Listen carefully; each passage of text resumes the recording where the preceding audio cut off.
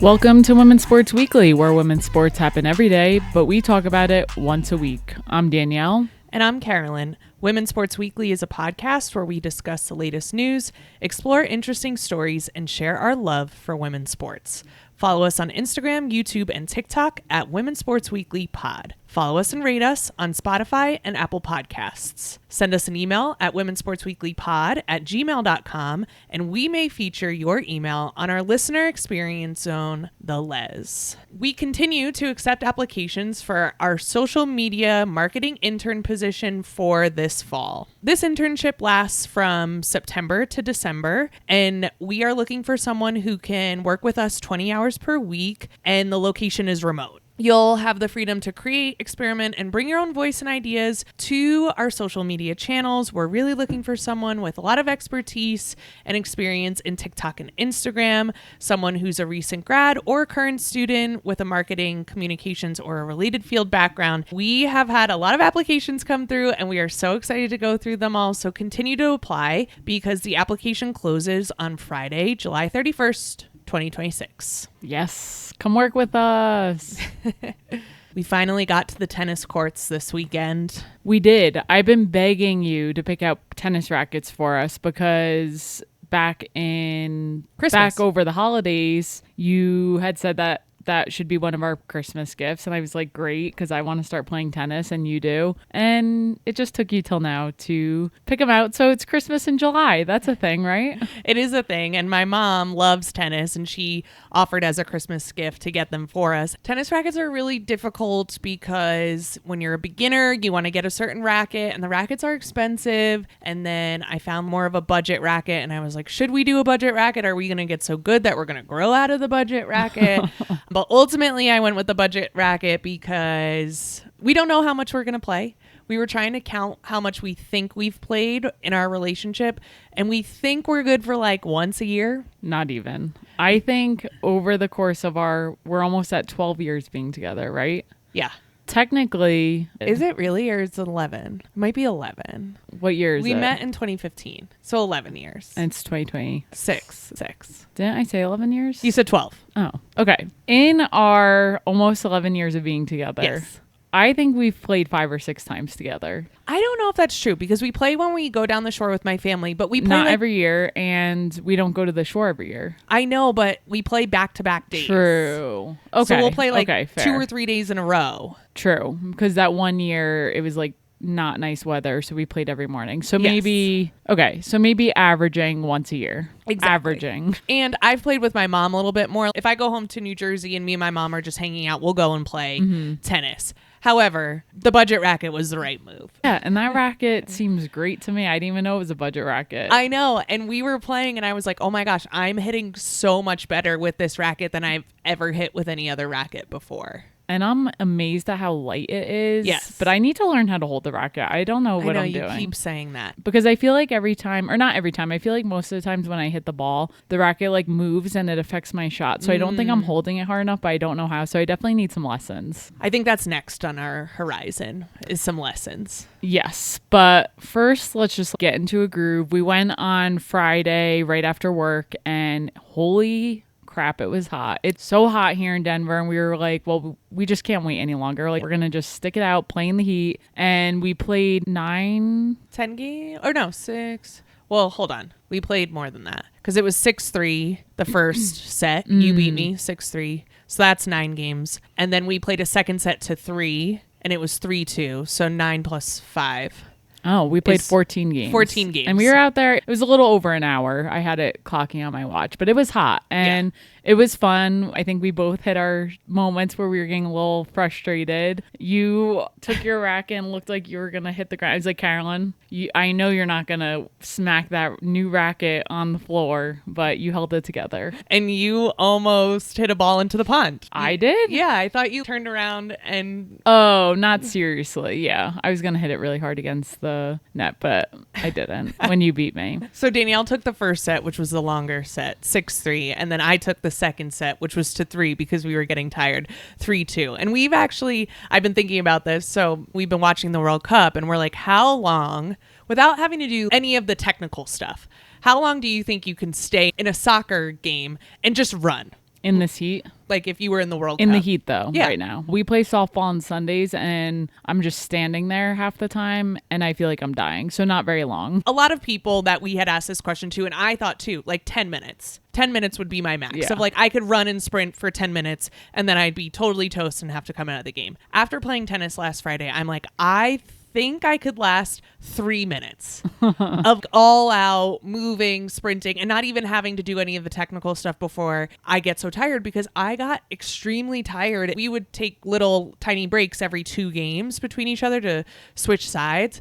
And I was gassed. Yeah, it was way too hot out. And it was very hot, but I can't even blame the heat. It's crazy to think that I could last 10 minutes in a professional soccer match. I just think about, I can run for multiple hours, like as I'm training, but I'm running early before it gets, before the sun's over your head. But these players, even over the weekend, we're going to talk about the Denver Summit game that we went to. They're playing in the middle of the day when the sun is directly overhead. Yeah. In that context, I don't know how long I would last. Give me a number. Ooh. You don't have to do any of the technical stuff, but you do have to run the whole time. And it's not just a jog like I am doing a long run. No, if someone sprints at you, you have to sprint with them. I don't know. Danielle, just make it up. I don't know. Try to make up a number. I can't, because in my head I'm trying to compare it to a long run, but it's not the same thing. Well, we're not going to test you. So a half hour. A half hour. Okay, 30 minutes.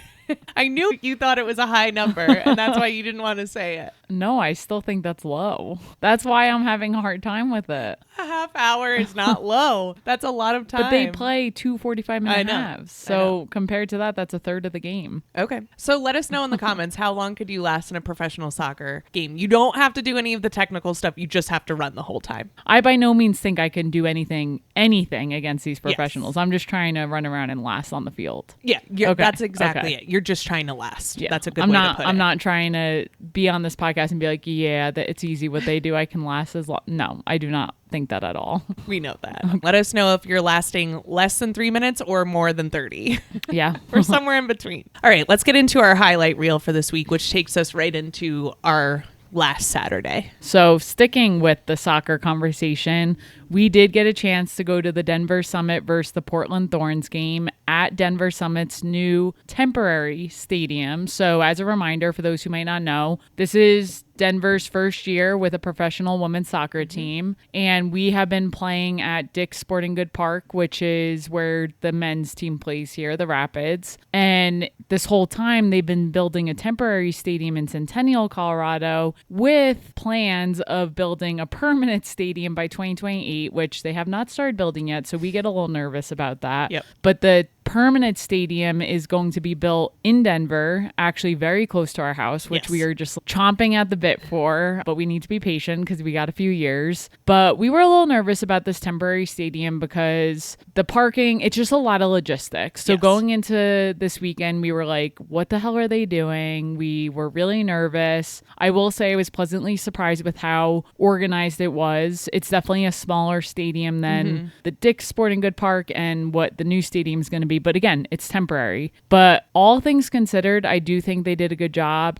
And a few really cool things. It was Lindsey Heaps' first game with the Denver Summit. She is the captain of the U.S. women's national team. She's a Colorado native. She's been playing overseas in France for the past 4 years. And she had made it clear that if Denver ever got a team, she would want to come home and play. And she had to finish out her contract in France and flew back here a few weeks ago, but has been practicing with the team. And to see her step onto the field for the first time in Denver, the crowd went nuts. It was just a really fun game to be part of, and they won. Yeah, so many good things happened. So yes, we are very pessimistic. Dick's Sporting Goods Park, where they played previously, has a capacity around 14,000, and the Summit were selling out there. And this new temporary stadium has around 12,000. On top of that, it's situated next to the Broncos training facility in Denver and like in a business park. So parking was interesting. They said that we had to pay for parking and we didn't have to pay at Dick's. And we were like, we're not paying for parking. So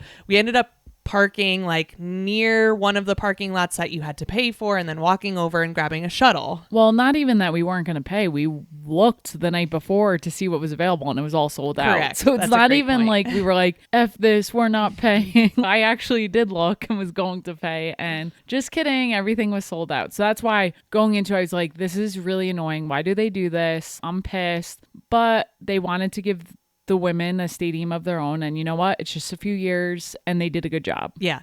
And I also really liked, like, once we got to the stadium, well, first we took a shuttle to the stadium on a school bus, and we had the two cutest kids in front of us who were so excited about seeing the summit. Not to mention the women that were with them. They were two older women and two women probably around our age, a little older than us. It looked like 3 generations. Yeah. And these little girls were pumped. And every generation had the Denver Summit stickers on their face. Yeah. They had glitter. They had all the gear decked out. And the kids sat right in front of us and they were pumped. It was really fun. And they were like, fireworks! As we were pulling in. The bus driver kept telling them to sit down, and they're like jumping up and down, and they're turning around to us and saying, sum it up, and just screaming in our faces. And we were just cracking up. I was like, this is the energy I need in my life right now. Correct. And then we get to the stadium, and they had a lot of concessions, which we were also worried that they weren't going to have enough concessions, but they had a lot of local business concessions,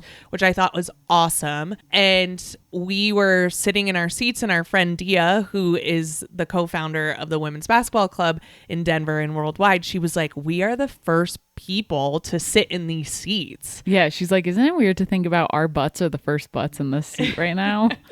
And I just love that so much. And it's just very cool to be part of this first women's team in Denver. We got chills multiple times watching the game this past Saturday. And we've been to multiple games now, but it's just very, very cool to watch a team play and have so many fans just kind of push them. And I do really think the fans this past weekend helped them beat the Portland Thorns, who were number 2 in the standings when they played. Yeah. And we've been seeing the Denver Summit tie a lot this season. And we were like, please, can we win this game? And we knew it would be hard because it was a big win. I know there were other players on the field who have dipped in and out of the U.S. women's national team, but 3 players who are core to the team. You have Lindsey Heaps on our side, but then Portland Thorns has Olivia Moultrie and Sophia Wilson. Yeah. So it's a tough game. And like you said, they were number 2 in the standings. And yeah, it was a huge win for us and the first win in their new stadium, which is awesome. It was really cool. As you mentioned, it was Lindsey Heaps' first game with the team after playing 4 years in France. What I didn't know is that Lindsey Heaps actually, before she went to France, she played for Portland for 5 years. She won the 2018 NWSL MVP award and the 2017 NWSL championship with the Thorns. She wore the captain band for the Denver Summit. She's our U.S. women's national team captain. And I was just really impressed that the team looked like they'd been with Lindsey for a while and that Lindsey had been with them for a while. And so I'm very optimistic about the second half of the season because it's still early and things gelled really well. Yeah. And it's just incredible to see some of the things she does. Just the way she flicks the ball to certain players, the way she gets her head on the ball. Like, her presence on the field is not missed. You could just tell she's at a different caliber. I've always been a fan of hers, and I'm pumped that she's on the team with us. And the way she handles herself with the refs, with certain calls and situations, I just think it's really cool to have that leadership on this team. Yeah, it was also interesting because she did not go to college. She went pro right away. And I'm like, wow, her maturity is pretty incredible. And I don't know, I just have some biases like, oh, she didn't go to college? Like, that's crazy. But you could just tell that professionalism has been really, really helpful for her. Yeah, and that's more common in soccer. You're not doing that in basketball, but it is interesting in soccer how these young players just go professional so soon. Yeah, it is. So in this game, the Portland Thorns scored first. Forward Sophia Wilson opened the scoring in the 25th minute with a penalty shot after drawing a foul from Janine Sonis in the box. And it was a foul. Yeah. Janine Sonis plays hard. And yeah, Sophia Wilson is going to hit that penalty shot. Yep. But then in the 8th minute of first half stoppage time, Janine Sonis scores an equalizer on a cross that floated over everyone and then went into the back post. It actually looked like she was trying to find Lindsey Heaps' head. And the goalie for Portland, you could tell, had her eyes on Lindsey. Yeah. It was kind of a strange goal because it just bounced in right past the goalie. But to your point, she was completely watching Lindsey Heaps, and Lindsey Heaps just missed the ball, and then it just bounced in the right direction. And I don't think anyone could believe at first that it went in. Lindsey Heaps looked backwards over her head and was like, threw her hands up because she was on the ground at that point, and everyone went nuts. And it was a great way to go into halftime. Yeah. For sure. And I also think this just speaks to having a player like Lindsey Heaps on the team of like, eyes are going to her, so more things can happen because so much attention is on her from the other players. So again, I'm so excited for the second half of the season. That brings us into the second half of this game, and it goes scoreless for a long time. So it's 1-1, and I was just like, I cannot handle another draw. We need to score. And Lindsey Heaps throughout the game had so many close chances to score. You could tell she was so close and wanted it so bad, but just didn't get that. But she did assist the game-winning goal in the 86th minute when Natalie Means floated a shot over the goalie's head from the right side of the box. Again, this looked like it was going to be a cross, and Summit defender Janine Sonis said after the game that Means told her she saw the opportunity to shoot. So you even called that in the middle of the game. It's like, was that a cross or a shot? And you were like, of course they're going to say it was a shot.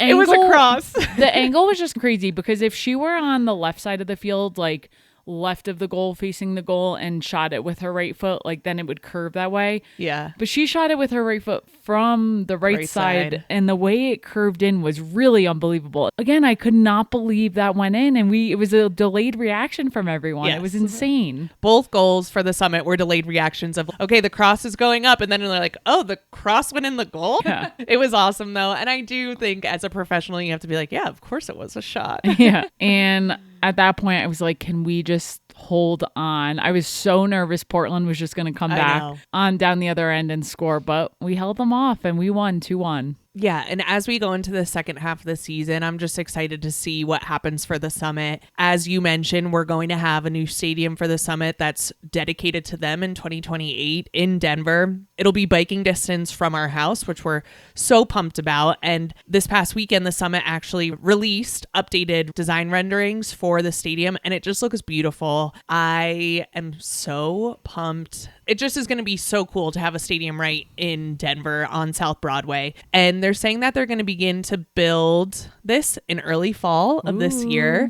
And to me, end of July feels like early fall. So I think they should start tomorrow. Yeah, that would be awesome. I can't wait. We're going to be driving by every day like, excuse me, you better get on it. Well, we do drive by quite a bit. And right now in that area, they built this overpass walking bridge to nowhere. So it was definitely a project that they were trying to do, and it just never got completed. So right now there is a walking bridge that doesn't have anything on either side. So it's literally a bridge to nowhere. And I'm like, once that bridge to nowhere gets taken down, I will know that it's game on.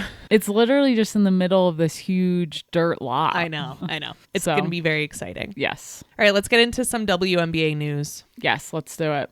So Toronto Tempo coach Sandy Brondello was suspended by the WNBA without pay for one game last Saturday for an inappropriate comment she made regarding Angel Reese of the Atlanta Dream when the Dream beat the Tempo 111-92 last Friday night. The broadcast picked up Sandy Brondello addressing the officials after Nyara Sabally went down, and you can hear her saying Angel Reese is a protected species. That was the words she used. After the game, Angel Reese responded to a tweet kind of addressing the situation and wrote, "Are we surprised?" added Sandy Brondello, and then put a clown face emoji. And then Sandy Brondello went on to social media Saturday with a statement, and she apologized and said that she took full responsibility for using the phrase. There was some talk that in Australia, where Sandy is from, using the term protected species is a term used in Australian sports to describe star players or teams who receive preferential treatment from referees. Yeah. And when I first saw this on social media, I was like, what the hell happened? I'm like, what is happening? Because that sounds horrible. Yep. To use the word species with any human being, it just is like, that does not sound right. And I Googled it and I did look it up because I was like, really? That's what they say in Australia? And it did come back as yes, but we don't say that here. Yeah. So that definitely came off not in a good way. And for people to be watching in America on the television without context to hear that, I can only imagine what I would be feeling. We did not watch that game live, but that has repercussions for so many reasons. Yes. And so Sandy releases this statement. It seems genuine to me. And I really want to make this distinction that we as two white women can say all the time. Like, it seems genuine, seems like she made a mistake. However, it's really not up to us to decide. And it's really about the language that she said and who it impacts for them to decide, right? It's for Angel Reese to decide if the apology is genuine. It's for other players in the league who have had interaction with Sandy Brondello for them to decide if it's genuine, right? Exactly. We have our perception of Sandy and we don't know her. That's just outsiders looking in. And you're right. The players of the league know her way better. The players she coaches know her way better. The black players who play for her know her way better, know her intentions. We do not. We're outsiders looking in, so we can make assumptions on what we think her intention was or wasn't. But at the end of the day, to your point, it did hurt Angel Reese. It did hurt other players. It did hurt people watching. And at the end of the day, that's what you have to look at and be like, okay, how do you address this now? Exactly. And I think this is a huge conversation about intention versus impact. So whether we think Sandy Brondello intended to be racist, it doesn't matter because the impact of saying those words is real for Black women in the league, Black women who watch, for people in general, and for white people who watch who may be racist, because when we hear words like this, it just gives them more fuel to their fire to be like, I can continue to be racist. Yeah. And with everything that's been happening in the W, from death threats to Alyssa Thomas, and then the horribleness with Chelsea Gray being called the N-word after playing the Indiana Fever, I think it is the right move from the W to be very clear about what language is and is not allowed, and to be very strict about it.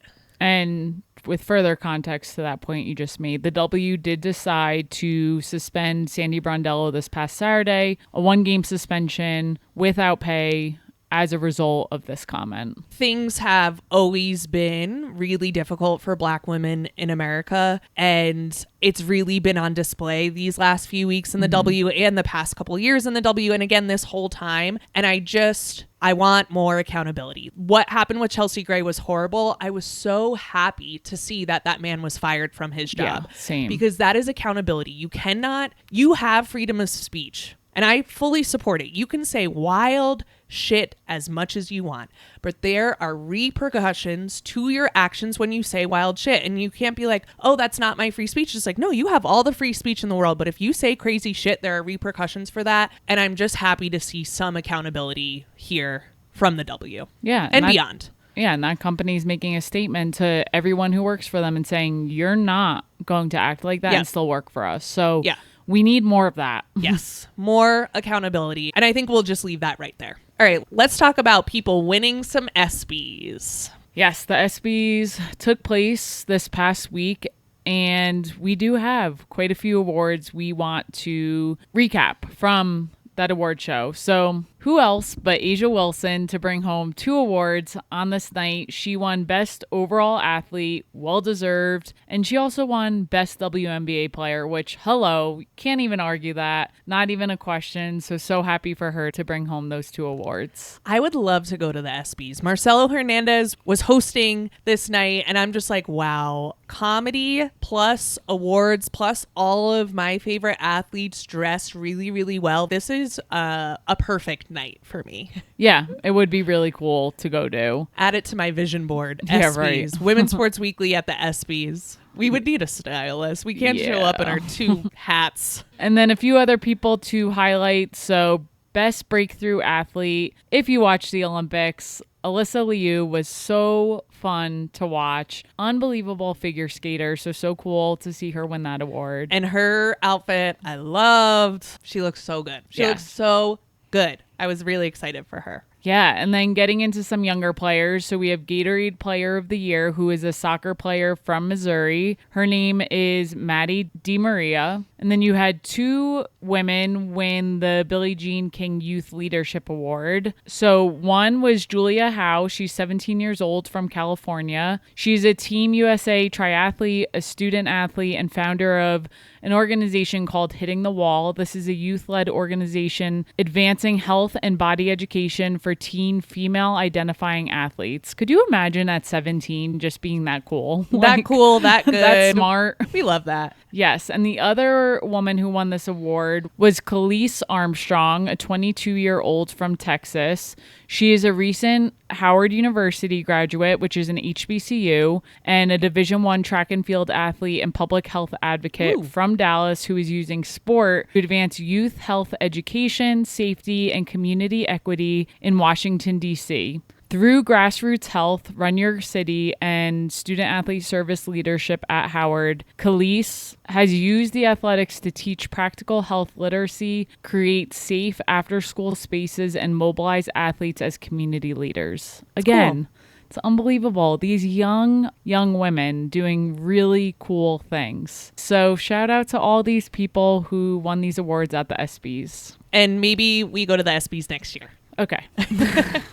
Let's get into some updates. Yes, starting with Run Club. We have Run Club this Thursday and every Thursday at 6 p.m. Mountain here in Denver at the 99ers Sports Bar. If you listen each week, we share a secret word. And if you share that word with the bartender after our 3-mile run, you will receive 50% off your first draft. The secret word this week is All-Star. I wonder why. We'll get into it. We also need to take this time to ask you to please rate and subscribe to our podcast. We create, produce, and edit the podcast ourselves. So if you want to support us, if you want to see us grow, if you want to see us at the ESPYs next year, rate, subscribe, give us a positive review, and share with the people you love. Thank you to everyone who has rated the podcast so far. If you send us a screenshot of your 5-star rating, we will send you a Women's Sports Weekly sticker for free in the mail. All right, let's get into the deep dive this week, which is going to focus on the WNBA All-Star Game coming up this weekend. Let's get into it. Yes. So a little background here before we get into the players. So this year, it's going to be Team Coop versus Team Spoon. And these teams were selected by Cynthia Cooper and Teresa Weatherspoon. This is to honor the league's 30th year anniversary. So that's why these two were selected. In order for them to choose teams, there was a coin flip to start. And this would determine who would pick first. As a result of winning this coin flip, Cynthia Cooper's team,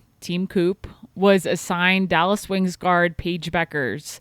The reason she was assigned to Paige Beckers is Paige Beckers led all players with 1,045,051 votes from fans. You gave me a look. I know. I have such problem reading you gave numbers. me a look. I thought I said it wrong. I'm really impressed that you can read these big numbers. I'm not an idiot. I guess I am because that number scares me. Okay.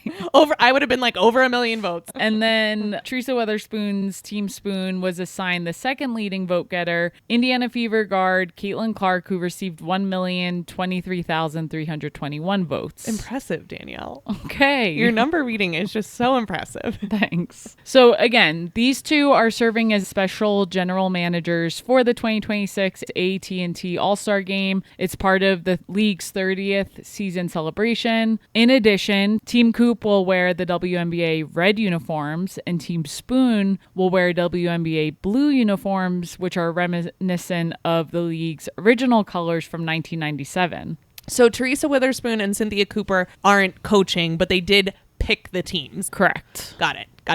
So who's coaching? Yes. So we have Becky Hammon, who is the Las Vegas Aces head coach, and Cheryl Reeve, the Minnesota Lynx head coach. And the way they were selected is they were leading the league's top two teams through July 10th. So the Las Vegas Aces and the Minnesota Lynx were the top two teams in the standings in the WNBA, and that's how they picked the coaches. Yes. Got it. Both teams were 16-6 at the time of the selections, but Becky Hammon earned the top coaching spot by winning the head-to-head matchup against Minnesota. Becky Hammon will coach Team Coop, led by Paige Beckers, while Cheryl Reeve will coach Team Spoon, led by Caitlin Clark. So more ways to celebrate. Why don't you get into the breakdown of the prize pool? The All-Star Game will have a $100,000 charitable prize pool benefiting 2 Chicago organizations that support girls in sports. So as a reminder, All-Star will be played in Chicago this year. The winning team's charity will receive $70,000, while the runner-up's charity will receive $30,000. On top of that, we know that through the CBA, players chosen for All-Star do get a bonus. So keep that in mind that they're getting a little extra pay as well. Team Coop is playing for Angels Athletics,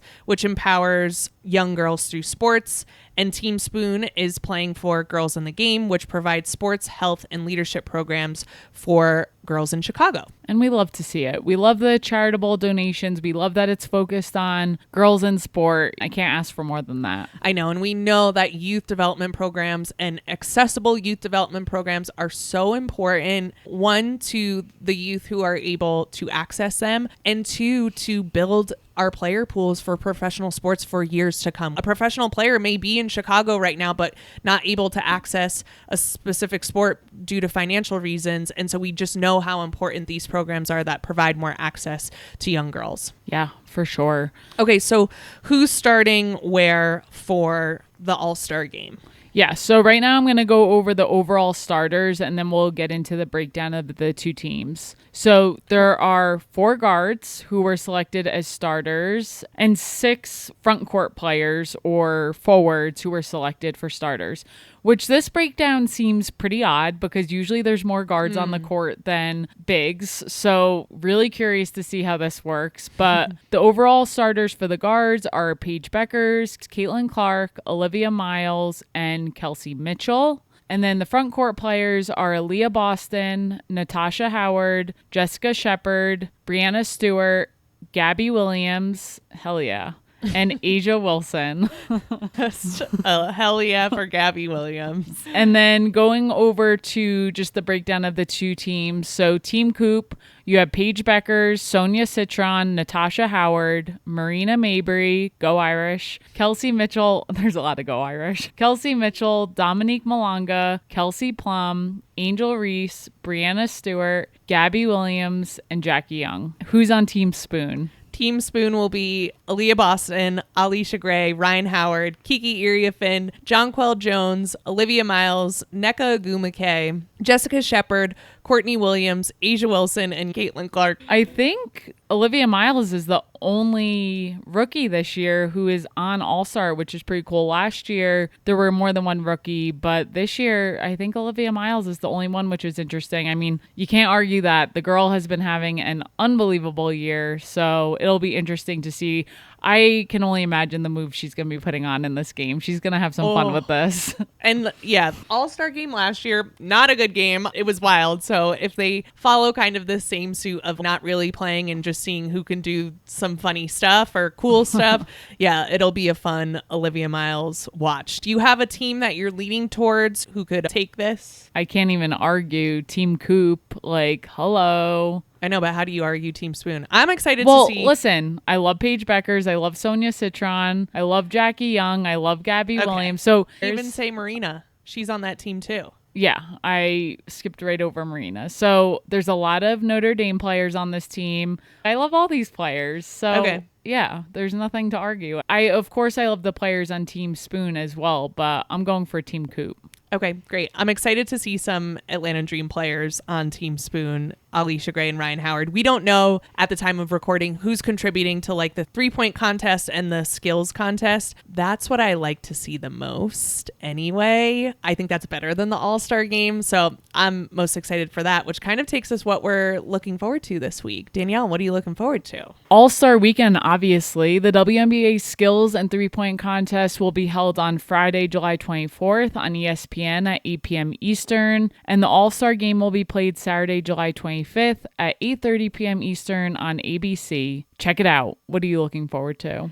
So I kind of love this because it's going to feed right into All-Star Weekend. Athletes Unlimited Softball League Championship, their best of 3 series begins this Saturday, July 25th at 1 p.m. Eastern on ABC. You can do that and then go right into the All-Star Game. The second game for Athletes Unlimited will be on Sunday the 26th at 2 p.m. on ESPN. And the Monday game will be played, if needed, at 7 p.m. Eastern Time on ESPN2. I want to talk real quick about Carlin Pickens before we end today. So Carlin Pickens was the number 1 pick out of Tennessee. She plays for the Carolina Blaze. So some interesting things have been happening to her. This past weekend, she had a scary ball, a scary line drive back to her face. Yeah, and she does not wear a mask. She's so long and lanky. She's so close to the batter, and the batter hit a line drive directly back to her. They were playing the Oklahoma City Spark this past Saturday. She continued, like the ball hit her. It may have grazed her shoulder before it got her chin, but it was really, really hard. It was like an inch from her teeth. The sound off the bat was scary, and then it hit her, and she continued the play. She got the ball, and then she got checked out and then continued to pitch. She was like, I'm fine. And I'm like, are you? Yeah, I would not be okay. I'd be like, I think I'm done with this softball thing forever. I'm going to go, maybe I'll go out to right field and try and catch some balls. Unfortunately, they lost to the Oklahoma City Spark in extra innings this past Saturday. I'm glad she is okay, but she also, over her past couple of starts, she has broken 2 metal bats of players. So she has pitched the ball so hard that the metal bats they're using have broken. One was on a bunt. It was a 75-mile-per-hour fastball. Cash. And then the other was on a swing. And again, the bat just broke. So I don't know if this is a bat problem, but I'm going to give all the credit to Carlin Pickens. And Athletes Unlimited Softball has been very fun to watch because all of the players are just so incredibly good. Like the pitchers are amazing, but then these batters are just able to crank it. And so I'm very excited for this championship series this weekend. That is it for this week. We will see you next week on Women's Sports Weekly. In the meantime, watch women's sports and share the podcast with your friends. Rate and subscribe to the pod on Spotify, Apple, and YouTube. Thanks so much for joining us.